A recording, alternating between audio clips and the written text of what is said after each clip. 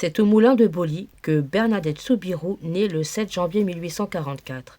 Elle habitera le moulin avec ses parents pendant 10 ans, qu'elle surnommera affectueusement le Moulin du Bonheur. Il faisait partie à l'époque des nombreux moulins à eau situés le long des ruisseaux, le Lapaka. Aujourd'hui, le ruisseau est canalisé sous le boulevard de la Grotte et se jetant dans le Gave de Pau. Sainte Bernadette est la fille aînée de Françoise Soubirous et de Louise Castéroux. La maison natale de Sainte Bernadette est devenue aujourd'hui un musée et on peut découvrir à l'intérieur la chambre où Sainte Bernadette est née. Bernadette Soubirous était née à Lourdes en 1844. Elle ne savait ni lire et n'avait pas de santé. Elle fut choisie par Dieu parce que petite et pauvre pour être la confidente de la Vierge Marie. Le 11 février 1858 eut lieu la première des apparitions de Marie. Quand Bernadette ose demander à la dame qui elle est, il lui est répondu en patois béarnais « Je suis l'Immaculée Conception ». 4 ans avant, en 1854, le pape Pie IX avait proclamé ce dogme, dont Bernadette n'avait jamais entendu parler. Placée sous les feux de l'actualité, dans une foule croissante où se trouvaient beaucoup de sceptiques, Bernadette n'avait de regard que pour la belle dame, reflet de la gloire de Dieu.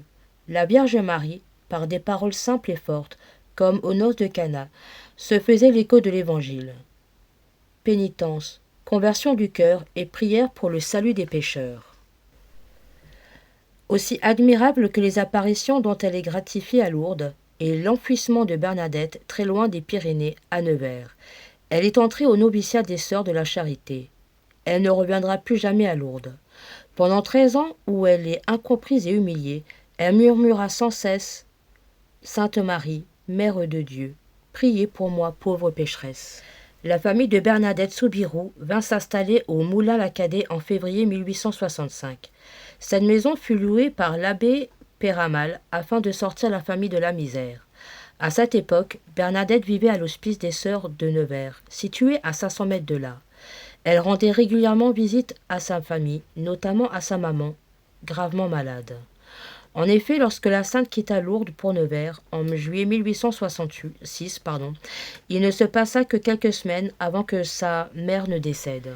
C'est alors que, par charité, l'abbé Péramal et monseigneur Laurence, évêque de Tarbes, décidèrent d'acheter la maison pour le comte de François, père de Bernadette.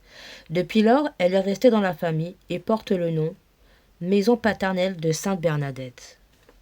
Aujourd'hui, elle est tenue par Anne Leport Soubirous, arrière-petite-nièce de la sainte. En visitant ce lieu chargé d'histoire, on peut faire un retour en arrière au temps des apparitions. En effet, depuis maintenant plusieurs générations, elle a été conservée par la famille dans son état d'origine. En visitant la maison paternelle de Sainte Bernadette, on a l'occasion, entre autres choses, de voir la robe de baptême cousue par Sainte Bernadette qui sert encore aujourd'hui pour les enfants de la famille.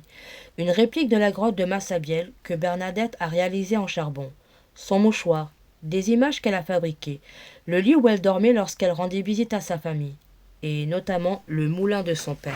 On peut trouver également des photos de famille ainsi que la généalogie de la famille de Sainte Bernadette. Le 16 avril 1879, elle rejoint celle qui lui avait promis le bonheur dans le ciel.